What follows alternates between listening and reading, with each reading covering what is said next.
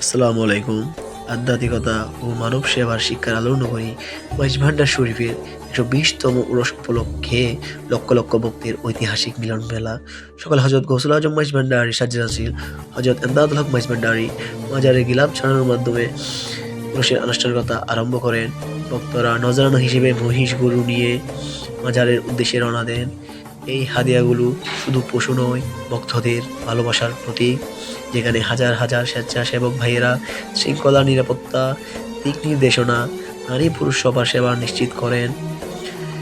তথ্যকেন্দ্র থেকে বিভিন্ন তথ্য প্রদান করা হয়, যাতে মানুষকে তথ্য দিয়ে সহযোগিতা করা হয়, কারণ এখানে লক্ষ লক্ষ মানুষের আগমন ঘটে।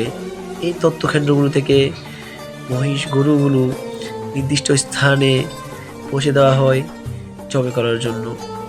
এইখানে সুশৃঙ্খলভাবে হাদিয়াগুলোকে জবে করা হয় এবং এই হাদিয়াগুলোর মাংস রান্নার জন্য প্রস্তুত করা হয়, যেখানে বড় বড় কড়াইয়ের মাধ্যমে রান্না প্রস্তুত করা হয়, যাতে ভক্ত ও মেহমানরা খাবার গ্রহণ করতে পারেন।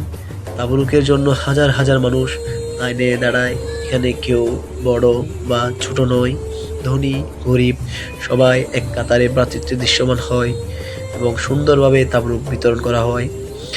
তাবরুক গ্রহণ শেষে বক্তারা তাদের নিজ নিজ ক্যাম্পে বিশ্রাম গ্রহণ করেন। কেউ বা পুরুষের অন্যতম আকর্ষণ চট্টগ্রামের সবচেয়ে বড় মেলা ঘুরে বেড়ান। এটি একটি ঐতিহাসিক মেলা। মধ্যরাতে মিলাদ খিয়ামের মাধ্যমে শেষ অধিবেশন আরম্ভ হয় এবং হজ মঞ্জিলের সাজ্জাদানশীল হজরত হাসান মাওলা মাইজভান্ডারি জাতি ও দেশবাসীর কল্যাণের জন্য দোয়া রাখেন। মাইজভান্ডার দরবার শরীফ শিক্ষা দেয় মানব সেবা, অহংকার ত্যাগ করা ও ভ্রাতৃত্বই আল্লাহর পথে।